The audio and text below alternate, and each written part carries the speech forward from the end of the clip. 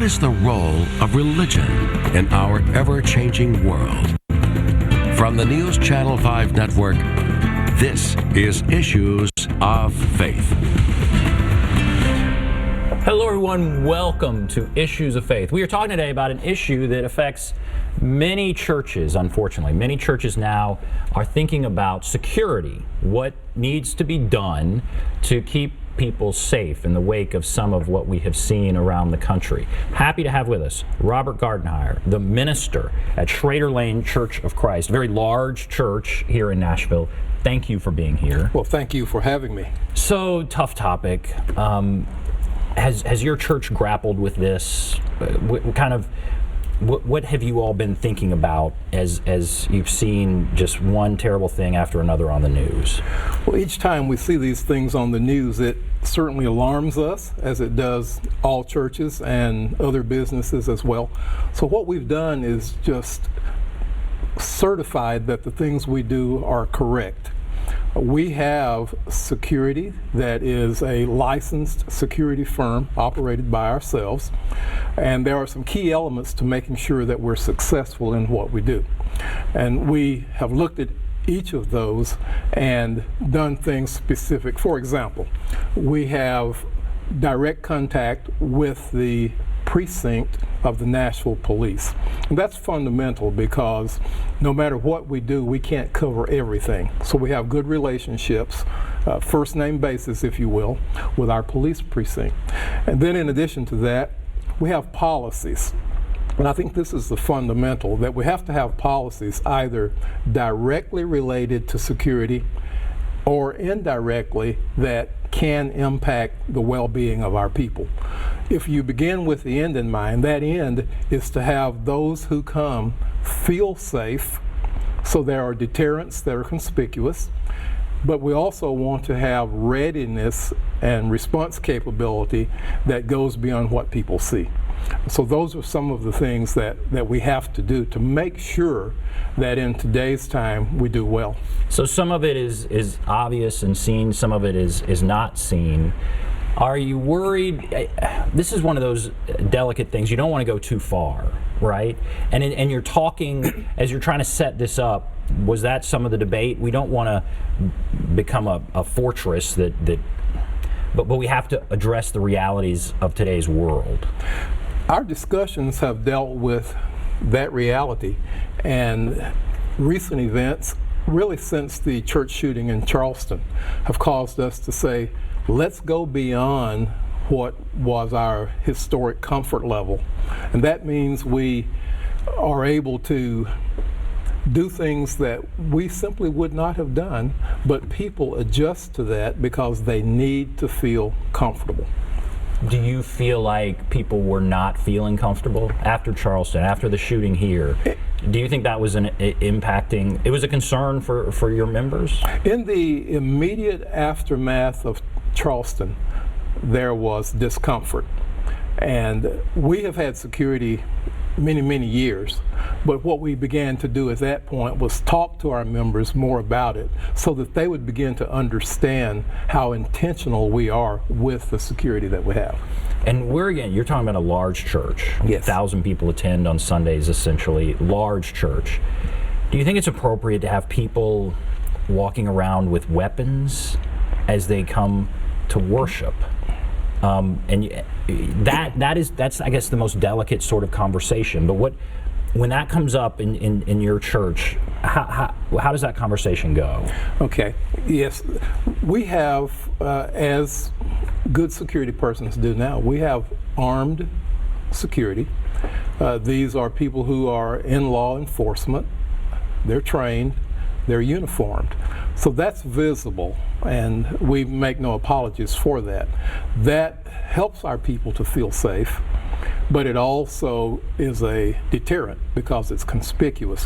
What we don't encourage is persons other than those authorized armed security persons to carry in any means. That's not to our advantage. And has that been anything that's happened? Well, not to our knowledge, and allow me to say again, we have multi-layered, as you would suspect. So We don't always reveal those persons who are authorized, who may not be uniformed. It's a multi-layered coverage that we have. How depressing is it that we even have to have this conversation? What impact do you think it has on churches and attendance, and just how do we put this into context and just not be completely depressed that we're even having this conversation? Yes, I understand. The reality for most people is that they see church as a safe place. Recent events cause people to rethink that. I believe that there are persons who have given second thought to whether they will attend large gatherings anywhere, including church. So it is a bit uncomfortable, and our security people are even uncomfortable with me as the minister saying very much to the congregation about it, because again, it's something that we do quietly. It's not something that needs to be seen in most cases. However, in today's environment, people at least need to know that we're cognizant of what's taking place and that we're doing the right things, whether we reveal all of them or not, to make sure that we're safe. And in today's environment, it's harder and harder to get people to attend church, especially young people. As you have a very large congregation.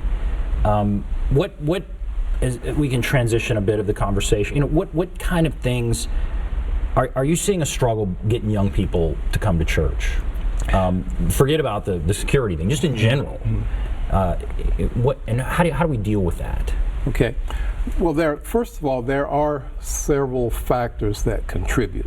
I believe that the behavior of young people today, and I'm a father of young adults, is deeply steeped in the habits and practices of my generation. So we have some outstanding young people who come to church, who are engaged in the work of the church, and persons who we are prompting to take on leadership roles. Now, the difficulty is to communicate the way young people today desire to be communicated with. And we have to consistently use various media. We have to have discussions where we listen as opposed to doing what we're inclined to do in my generation, which is talk. And as a result of that, we can get them involved. One of the things that we began last year in recognition of this problem was to set up an intentional process of engagement. I asked two of our young people, one young man and one young lady, to be the face of this activity. We have more than 50 active ministries at the Schrader Lane Church of Christ. And what we wanted to do was engage our young people not just in involvement in the ministries, but learning specifically how to lead those ministries so that they would gain ownership. And do you think young people, the issue with time today with young people is so central to, I guess, some of the problems that churches are facing. I mean, now there's one sporting event after another for their kids, and they are on Sundays, and they didn't used to be on Sundays. That's right. And people are working two jobs. You have a family, the husband, the wife work. They're going all day on Saturday to one sporting event after another. Sometimes there's sporting events lined up all day Sunday. They're exhausted. Yes. And the notion of taking on a ministry, I think it feeds the soul, but sometimes they're so tired they don't go there. What do you think? How is that? How do we address that? We address that with prudence, and I think the prudence is to help young people as well as older people recognize that their commitment to the ministries of the church is something that has to be metered. For example, we don't expect people to marry that work for a lifetime. So if you're going to be engaged in a ministry, maybe you sign up for 2 years. Or maybe you sign up for 6 months and then 3 months off so that you can engage in those other things. What we try to do is avoid burnout.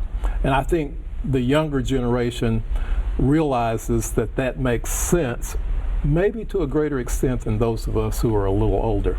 So we address that with them. We also try to make it fresh for them, and by that I mean give them different kinds of experiences.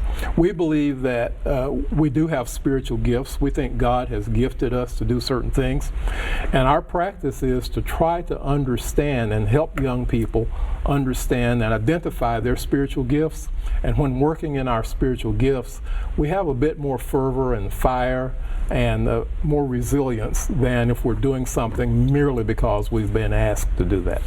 Are you optimistic that young people will keep coming? I mean, where do you think things will be, not just at your church, but at all churches, 10 years from now, as far as young people coming in?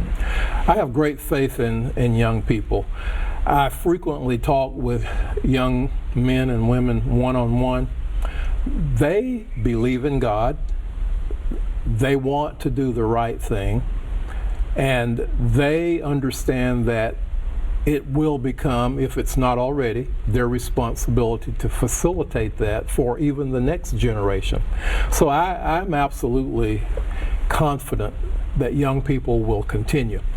What we have to do, though, is change sufficiently to make it viable for them, given the other demands on their time, given the necessity for the economic realities. Our town, our wonderful city, is a sprawling, rapidly growing town.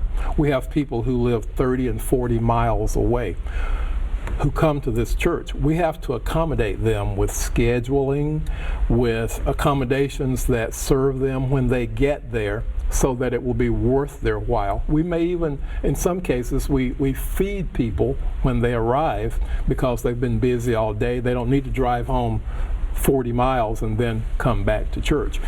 Those kinds of things can make a difference. I think people are busier than ever, but they may feel more empty in not just food, but spiritually than ever. And so there is an opportunity if churches can meet that. It's just hard sometimes to get these busy people to commit to church in the way that they used to. And it seems like that's the struggle that many churches are having. Yes. I want to take a break and come back. And then your church, fascinating church, over 100 years old, some of the things you're doing to try and reach out to this next generation. We'll take a break, talk about that, be back right after this. Okay.